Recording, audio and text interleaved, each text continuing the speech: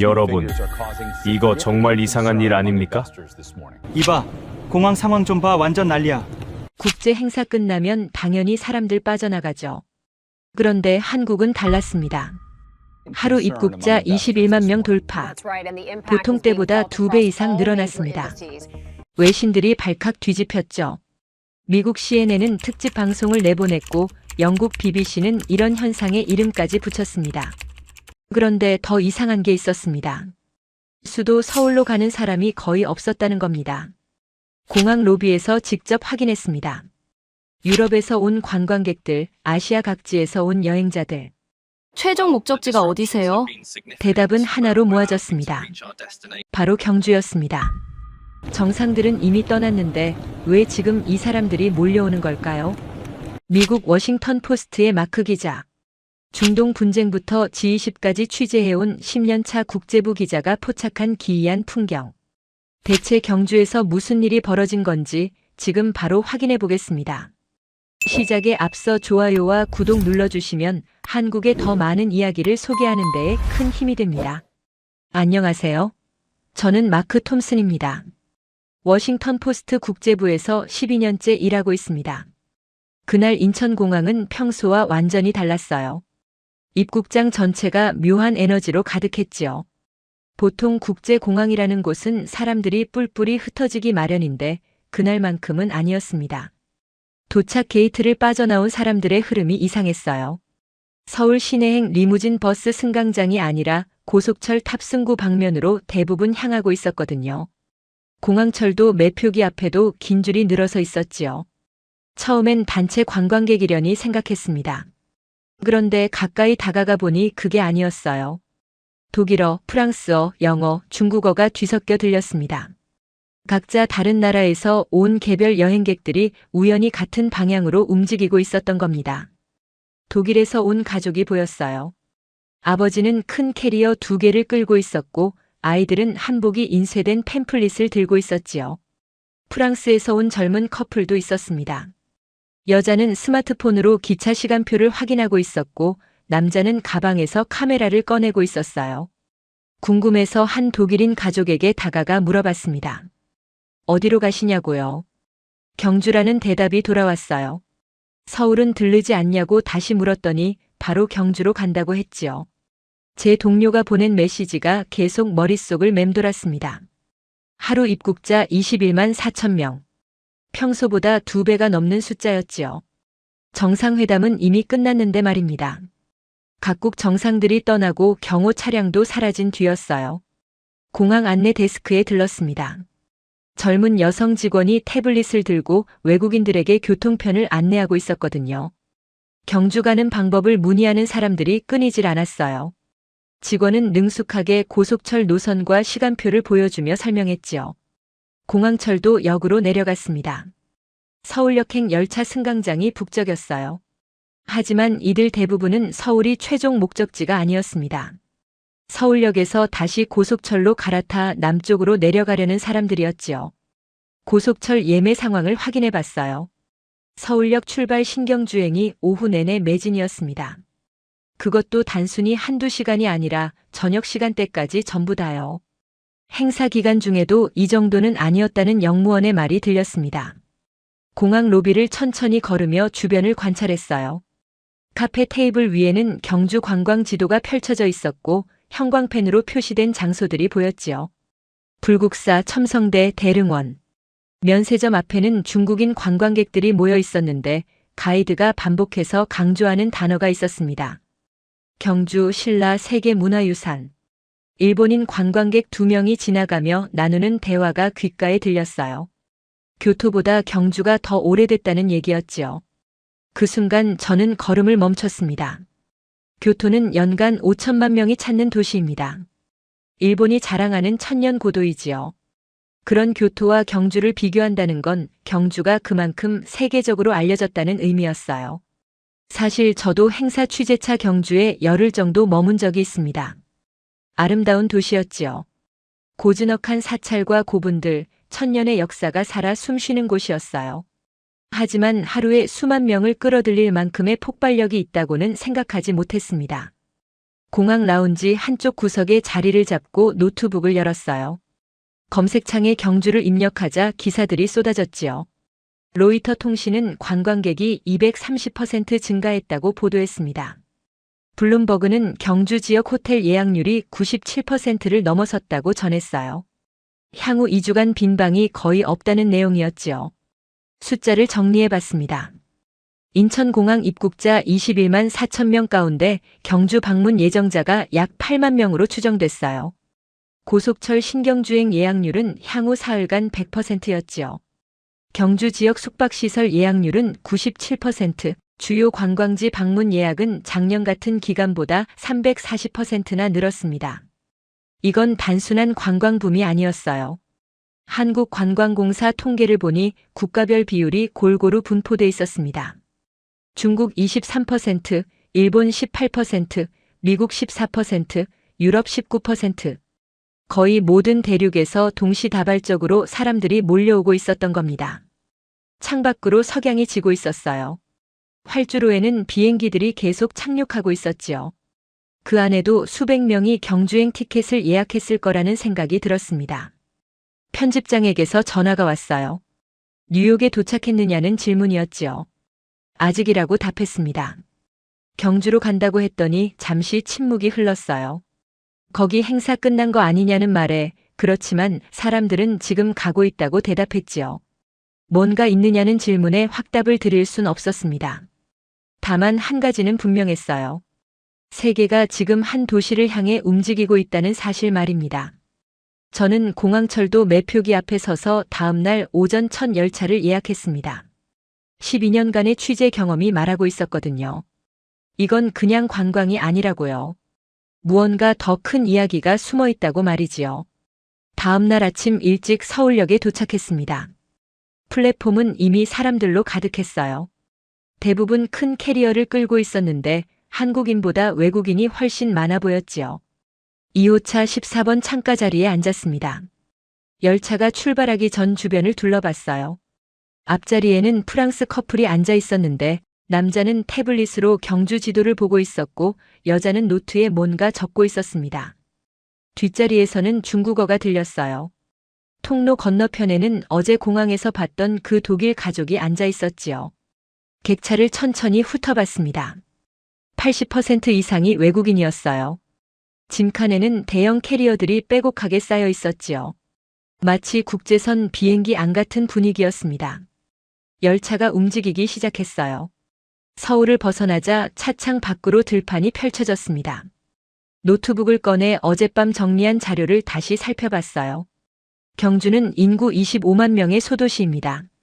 서울 한 개 구 정도의 규모지요. 관광지로는 유명하지만 국제적 인지도는 그리 높지 않았어요. 작년 외국인 관광객 수가 연간 120만 명, 하루 평균으로 따지면 3천 명 정도였습니다. 그런데 지금은 하루 8만 명이 몰리고 있었어요. 25배나 늘어난 겁니다. 도시 인구보다 관광객이 더 많아진 상황이었지요. 이건 단순한 증가가 아니었습니다. 폭발적 변화였어요.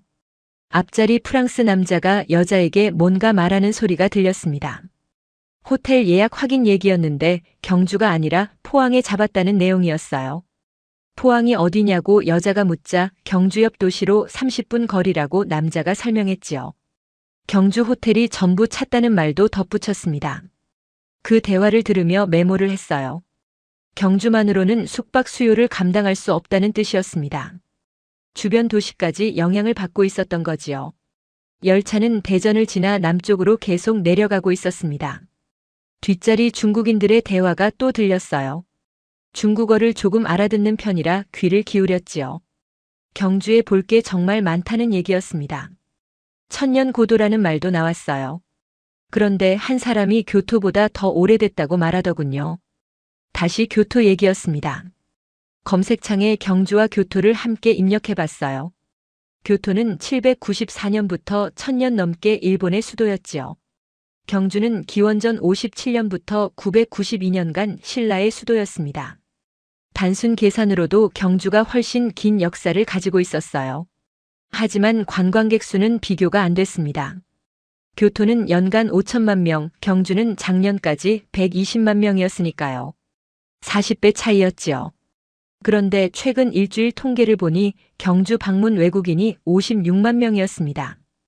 일주일에 56만 명이면 연간으로 환산하면 거의 3천만 명에 가까워요. 교토의 절반이 넘는 수준이었습니다. 단 일주일 만에 경주는 교토의 경쟁자가 된 겁니다. 이게 정말 가능한 일인가 싶었어요. 하지만 숫자는 거짓말을 하지 않았습니다. 통로 건너편 독일 아버지가 아이들에게 책을 읽어주고 있었어요. 경주 관광 안내서였습니다. 표지에는 불국사 사진이 있었지요. 아버지가 설명하는 소리가 들렸어요. 이 건물은 751년에 지어졌다고 했습니다.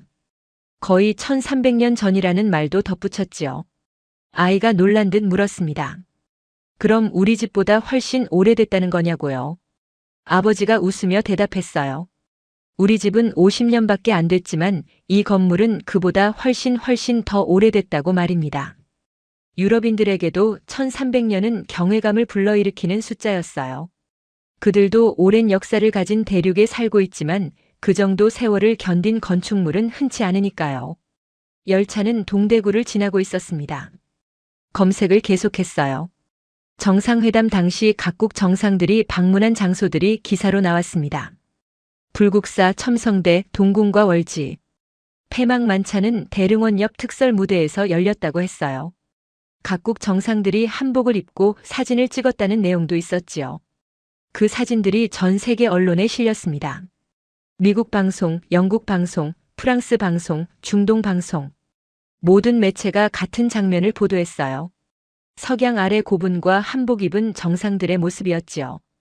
그때 깨달았습니다. 정상회담은 단순한 외교 행사가 아니었어요. 전 세계를 향한 경주의 광고였던 겁니다. 그리고 그 광고는 놀라울 정도로 효과적이었지요. 안내방송이 나왔습니다. 곧 신경주역에 도착한다는 내용이었어요. 사람들이 짐을 챙기기 시작했습니다. 프랑스 커플도 중국인들도 독일 가족도 모두 일어섰지요. 열차가 속도를 줄이며 역으로 들어섰습니다. 창밖으로 신경주역 건물이 보였어요. 생각보다 현대적이고 깔끔한 외관이었습니다. 열차가 완전히 멈췄어요. 문이 열리자 사람들이 일제히 내리기 시작했습니다. 플랫폼은 순식간에 사람들로 가득 찼지요. 저도 천천히 내렸습니다. 그리고 눈앞에 펼쳐진 광경을 봤어요. 역 광장에 줄지어 서 있는 수십 대의 버스들. 최소 30대는 넘어 보였습니다. 역 광장에서 본 광경은 충격적이었습니다. 이건 즉흥적인 대응이 아니었어요. 완벽하게 계획된 시스템이었지요. 한 안내원이 확성기로 말하고 있었습니다. 불국사 방문하실 분들은 1번부터 10번 버스로, 첨성대는 11번부터 20번 버스로 탑승하라는 안내였어요. 목소리는 차분했고 안내는 정확했습니다. 광장을 천천히 걸으며 주변을 살펴봤어요. 안내 데스크가 3곳에 설치돼 있었습니다. 각 데스크마다 통역사가 대기하고 있었지요. 영어, 중국어, 일본어. 화장실 입구에는 다국어 표지판이 붙어 있었고 대기실에는 무료 와이파이 안내문이 보였습니다. 심지어 기도실 표시도 있었어요. 이런 준비가 하루 이틀 만에 가능한 게 아니었습니다. 최소 몇 달은 걸렸을 거예요. 어쩌면 더 오래전부터 준비했을지도 모르지요. 불국사행 버스에 올랐습니다. 좌석에 앉자마자 안내방송이 나왔어요. 환영한다는 인사말과 함께 불국사까지 20분 소요된다는 내용이었습니다.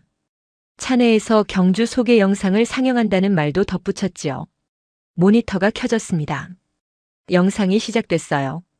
신라 천년의 수도 경주 유네스코 세계문화유산. 그리고 마지막 자막이 인상적이었습니다. 세계가 주목한 도시 경주에 오신 것을 환영합니다. 창밖을 봤어요. 버스는 경주 시내로 들어가고 있었습니다. 거리는 깨끗했고 가로수는 잘 정돈돼 있었어요. 그리고 곳곳에 보였습니다.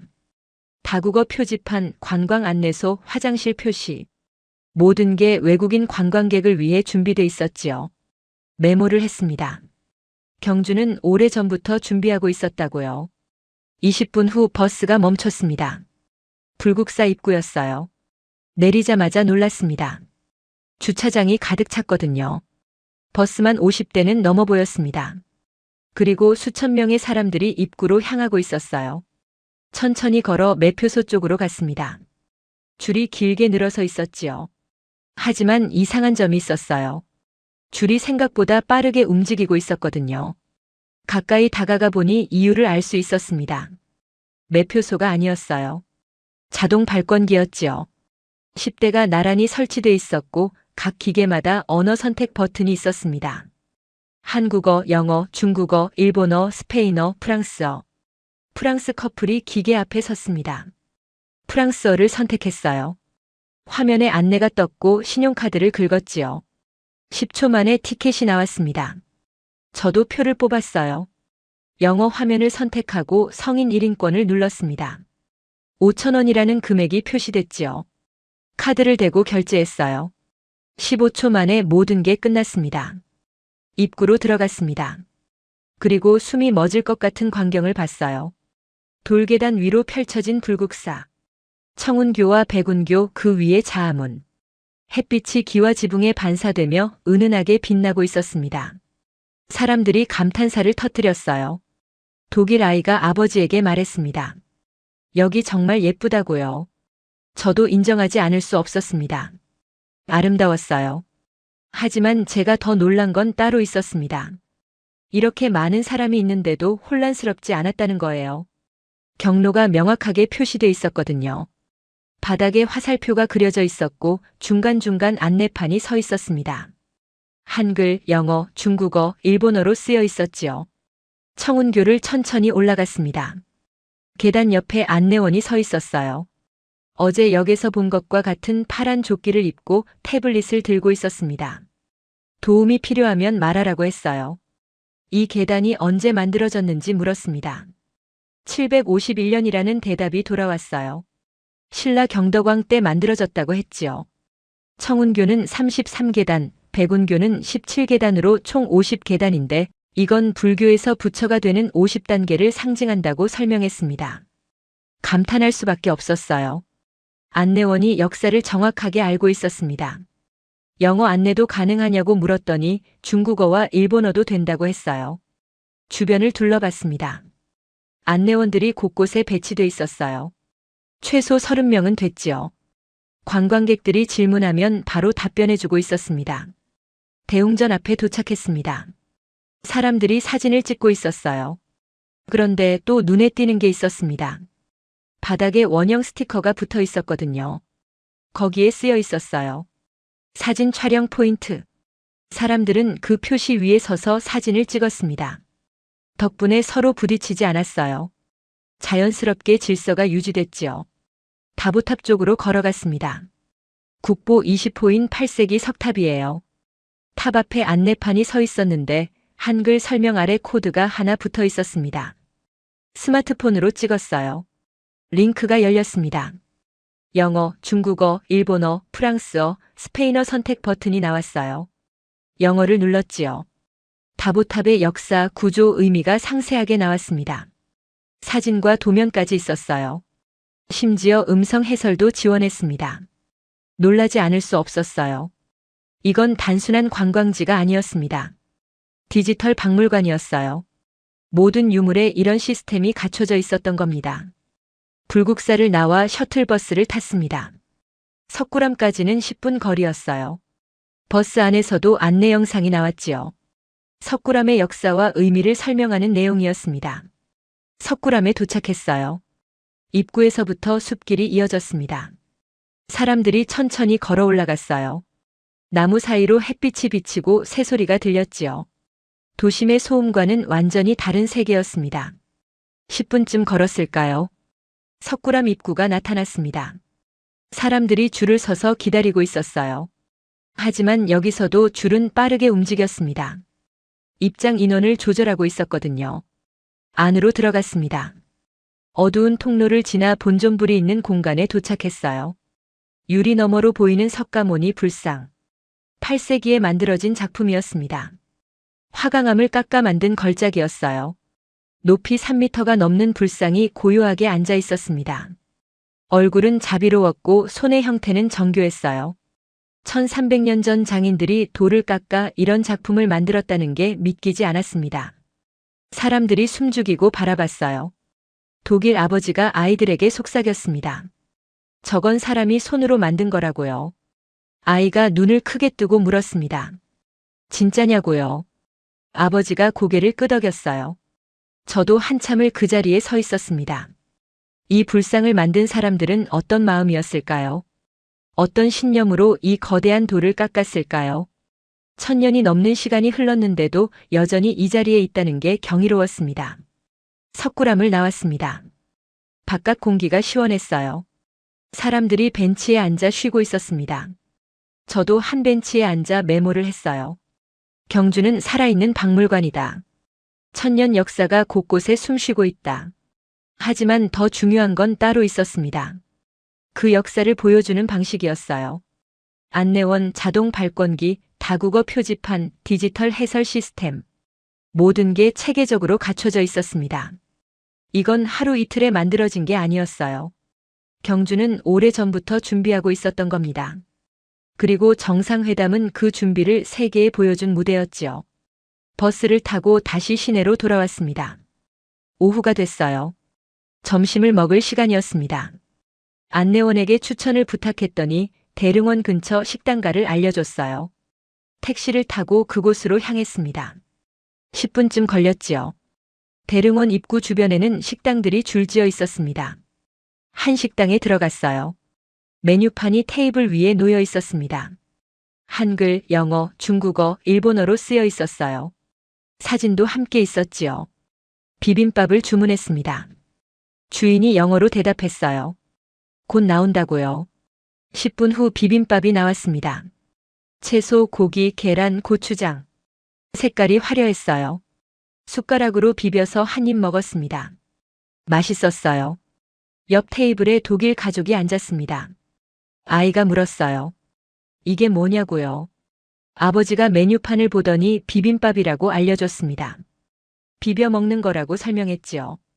아이가 비벼서 먹었습니다. 그러고는 웃었어요. 맛있다고요. 저는 미소를 지었습니다. 음식도 관광이었어요. 한국을 느끼는 방법이었지요. 식사를 마치고 밖으로 나왔습니다. 대릉원이 바로 앞에 있었어요. 거대한 고분들이 보였습니다. 입구로 걸어갔지요.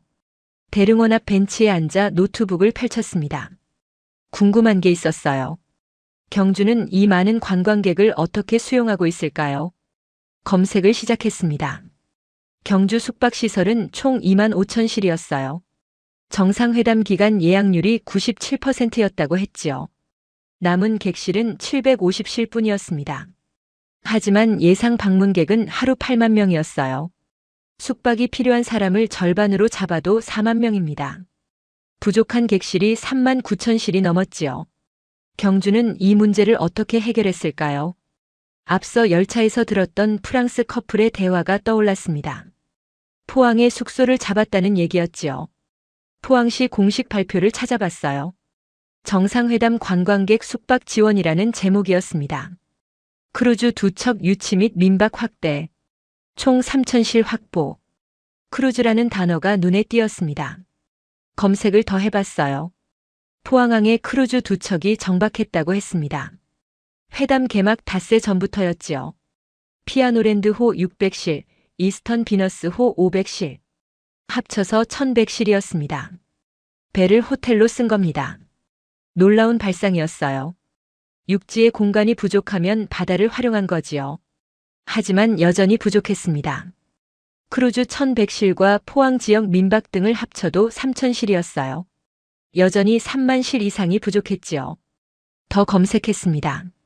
경주시 주변 도시 협력이라는 자료가 나왔어요. 포항, 울산, 부산 연계 셔틀버스 운행. 울산까지 1시간, 부산까지 1시간 30분. 경주는 혼자 감당하지 않았습니다. 주변 도시들과 네트워크를 만들었어요. 포항의 크루즈, 울산의 호텔, 부산의 숙소. 그리고 그 사이를 잇는 셔틀버스. 이건 한 도시의 대응이 아니었습니다. 지역 전체가 움직인 거예요. 시스템의 힘이었지요. 자료를 더 찾아봤습니다. 셔틀버스가 하루 80대 운행됐다고 했어요. 경주에서 포항까지 30분 간격, 울산까지 1시간 간격이었지요. 아침 6시부터 밤 10시까지 계속 움직였습니다. 관광객들은 포항이나 울산에서 자고 아침에 셔틀버스를 타고 경주로 왔어요. 관광을 마치고 저녁에 다시 버스를 타고 숙소로 돌아갔지요. 불편할 수도 있었지만 시스템이 잘 작동하고 있었습니다. 메모를 했습니다. 경주는 혼자 서지 않았다. 함께 섰다. 대릉원 입구로 걸어갔습니다. 표를 끊었어요. 역시 자동 발권기였습니다. 다국어 지원 15초 만에 완료. 공원 안으로 들어갔어요. 산책로가 잘 정비돼 있었습니다. 거대한 고분들이 잔디밭 위에 늘어서 있었지요. 1000년 넘은 왕들의 무덤이었습니다. 표지판마다 코드가 붙어 있었어요. 스마트폰으로 찍으면 설명이 나왔지요. 각 고분의 역사와 출토된 유물에 대한 정보였습니다. 천마총 앞에 섰습니다. 가장 유명한 고분이었어요.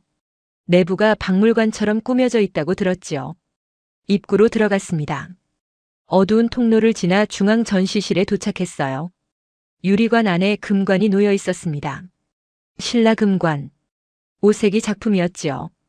금판을 오려 만든 정교한 왕관이었습니다. 사람들이 감탄했어요. 중국인 관광객이 친구에게 물었습니다. 이게 진짜냐고요? 안내원이 대답했습니다. 복제품이라고요. 진품은 국립중앙박물관에 있다고 했지요. 하지만 완벽한 복제라 구조를 이해하는 데는 충분하다고 덧붙였습니다. 현명한 방법이었어요. 진품을 보호하면서도 관광객에게 보여줄 수 있었으니까요. 천마총을 나와 다른 고분들을 둘러봤습니다. 미추왕릉, 황남대총. 각각의 고분마다 이야기가 있었어요. 안내판과 디지털 해설이 그 이야기를 전해주고 있었습니다.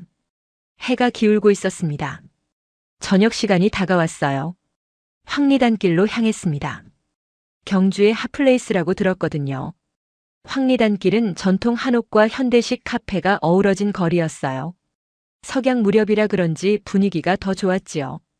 거리는 사람들로 붐볐습니다. 대부분 외국인 관광객이었어요. 카페마다 줄이 늘어서 있었지요. 한 카페에 들어갔습니다. 한옥을 개조한 곳이었어요. 전통 기와 지붕 아래 통유리창이 있었습니다. 안에서는 커피 내리는 소리가 들렸어요. 아메리카노를 주문했지요. 직원이 영어로 따뜻한 걸로 드릴까 물었습니다. 네, 라고 답했어요. 커피를 받아 2층으로 올라갔습니다. 창가 자리에 앉았어요. 창밖으로 황리단길이 내려다 보였지요. 노트북을 펼쳤습니다. 이제 정리할 시간이었어요. 지난 이틀 동안 본 것들. 공항, 고속철, 신경주역, 불국사, 석굴암, 대릉원. 모든 곳에서 같은 걸 봤습니다. 시스템. 하지만 시스템만으론 부족했어요. 시스템을 움직이는 건 사람이었습니다. 안내원들, 식당 직원들, 버스 기사들. 이들이 진짜 주인공이었지요. 옆 테이블에 한국인 여성이 앉았습니다. 40대쯤 보였어요. 파란 조끼를 입고 있었지요. 관광 안내원이었습니다. 말을 걸었습니다. 인터뷰가 가능하냐고요. 여성이 흔쾌히 응했어요. 이름은 김미현이라고 했습니다. 안내원으로 일한 지 얼마나 됐는지 물었어요. 6개월 됐다고 했습니다. 올해 5월부터 시작했다고요. 경주시에서 관광 안내원을 모집했고 6개월 교육을 받았다고 했지요. 어떤 교육이었는지 물었습니다. 영어 회화, 경주 역사, 관광 안내 실습이었대요. 주 5일 하루 4시간씩 배웠다고 했습니다. 힘들지 않았냐고 물었어요. 힘들었지만 보람있다고 했습니다. 외국인들이 경주를 좋아하는 모습을 보면 뿌듯하다고요. 지금 하루에 몇 명이나 안내하는지 물었습니다. 보통 10명에서 100명 정도라고 했어요. 요즘은 더 많다고 덧붙였지요. 하루 100명이라는 말에 놀랐습니다. 쉬는 시간을 물었어요. 점심시간 1시간뿐이라고 했습니다. 아침 7시부터 저녁 6시까지 일한다고요. 회담 끝나고 2주째 매일 이렇게 일한다고 했지요. 힘드시겠다고 말했습니다. 괜찮다고 했어요. 이럴 때 아니면 언제 이렇게 많은 외국인을 만나겠냐며 웃었습니다. 가장 기억에 남는 순간이 있냐고 물었어요. 잠시 생각하더니 대답했습니다. 어제 프랑스 할머니 한 분이 첨성대를 보고 왔다고요. 너무 아름답다고 1400년 전 건물이 아직도 서 있다는 게 믿기지 않는다고 했대요. 그래서요? 라고 물었습니다. 제 손을 잡고 말씀하셨대요. 고맙다고 이런 걸 보여줘서. 그녀의 목소리가 약간 떨렸습니다. 그때 느꼈대요. 제가 하는 일이 의미 있구나 라고요. 경주가 자랑스러운지 물었습니다. 정말 자랑스럽다고 했어요. 어렸을 때는 경주가 지루했대요. 늙은 도시라고 생각했다고 하더군요. 근데 지금은 다르다고 했습니다. 경주가 세계의 중심이 됐다고요. 그 말이 인상 깊었습니다. 세계의 중심. 과장이 아니었어요. 지금 경주에는 전 세계에서 사람들이 모여들고 있었으니까요. 카페를 나와 거리를 걸었습니다. 저녁 무렵이었어요. 노을이 기와 지붕을 물들이고 있었지요. 한 식당 앞에서 멈췄습니다. 주인이 밖에서 손님을 맞이하고 있었어요. 60대쯤 보이는 남성이었지요. 잠깐 여쭤봐도 되냐고 물었습니다. 뭐냐고 되물었어요. 요즘 손님 많으시냐고 물었습니다. 엄청나다고 했어요. 하루 종일 만석이라고요. 회담 전과 비교하면 10배는 많다고 했습니다. 예전엔 저녁에만 손님이 왔는데 지금은 아침부터 밤까지라고 하더군요. 힘드시겠다고 말했습니다. 힘들지만 행복하다고 했어요. 왜냐고 물었더니 우리 음식을 세계 사람들이 먹는다고 했습니다. 맛있다고 하면 뿌듯하다고요. 어제 독일 손님이 그랬대요. 인생 최고의 불고기였다고요. 자랑스럽냐고 물었습니다. 그럼요 라고 했어요. 경주 사람으로 태어난 게 자랑스럽다고 했지요. 감사 인사를 하고 걸었습니다. 해가 지고 있었어요. 거리에 가로등이 켜졌지요. 경주의 성공은 시스템만이 아니었습니다. 사람이었어요. 이들이 경주를 움직이고 있었습니다. 저녁을 먹고 숙소로 돌아왔습니다. 경주 시내의 작은 게스트하우스였어요. 회담 한참 전에 예약해둔 곳이었지요. 운이 좋았다고 생각했습니다. 지금은 경주에 빈 방이 거의 없었으니까요. 방에 들어가 노트북을 켰습니다. 자료를 더 찾아봤어요. 경주시가 어떻게 이 모든 걸 준비했는지 알고 싶었거든요. 경주시 예산 관련 자료가 나왔습니다. 관광 부문 예산이 작년보다 40% 증가했다고 했어요. 돈만 투입한 게 아니었습니다. 사람도 키웠지요. 관광 안내원 교육 프로그램 자료를 찾았습니다. 6개월 과정이었어요. 영어, 중국어, 일본어 필수. 경주 역사 전문 강의. 총 300명 배출. 오늘 만난 김미현 안내원이 바로 그 프로그램 출신이었던 겁니다. 경주시는 6개월 전부터, 아니 어쩌면 그보다 훨씬 전부터 준비하고 있었어요. 숫자를 정리해 봤습니다. 다국어 안내판 800개, 자동 발권기 50대, 디지털 해설 시스템 1200곳, 셔틀버스 80대, 안내원 300명, 크루즈 객실 1100실. 이건 단순한 행사 준비가 아니었습니다. 도시 전체를 바꾼 거예요. 그리고 정상회담은 그 변화를 세계에 보여준 무대였지요. 창밖을 내다봤습니다. 밤의 경주가 보였어요. 가로등 불빛 아래 고즈넉한 거리. 멀리 대릉원 방향으로 조명이 켜져 있었습니다. 고분들을 비추는 조명이었지요. 아름다웠습니다. 하지만 그 아름다움 뒤에는 치밀한 준비가 있었어요. 시스템과 사람, 협력과 실행. 이 모든 게 합쳐져 지금의 경주를 만들었습니다. 다음 날 아침 일찍 일어났습니다.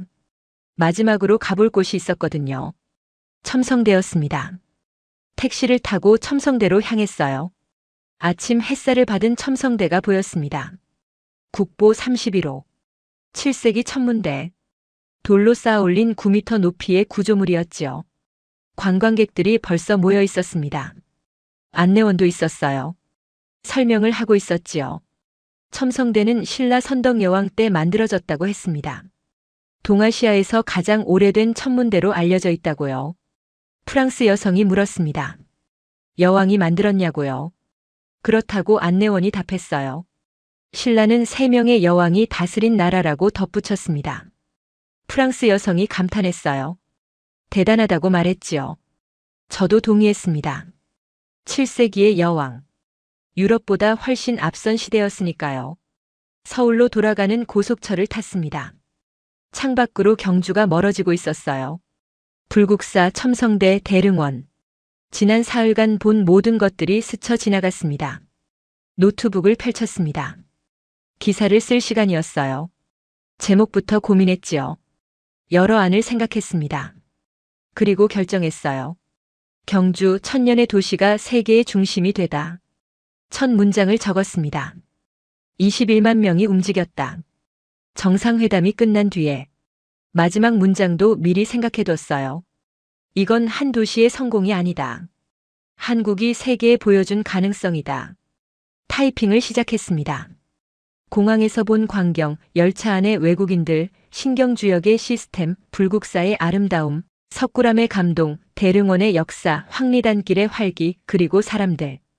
김미현 안내원의 이야기를 썼습니다.